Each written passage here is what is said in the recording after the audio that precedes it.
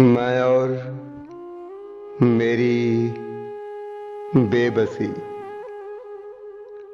अक्सर ये बातें करते हैं कि हम इस कदर बेबस क्यों हैं।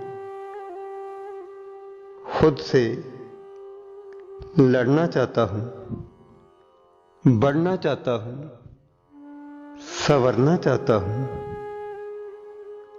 कदम जैसे लड़खड़ा जाते हैं, लरस जाता हूं। हालात की उलझन में उलझ जाता हूं।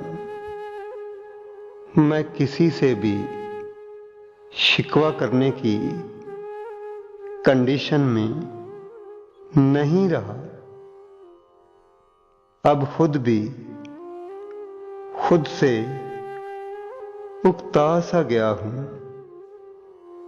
और सोच में हूं कि मैं बेबस क्यों हूं, क्यों हूं, क्यों हूं।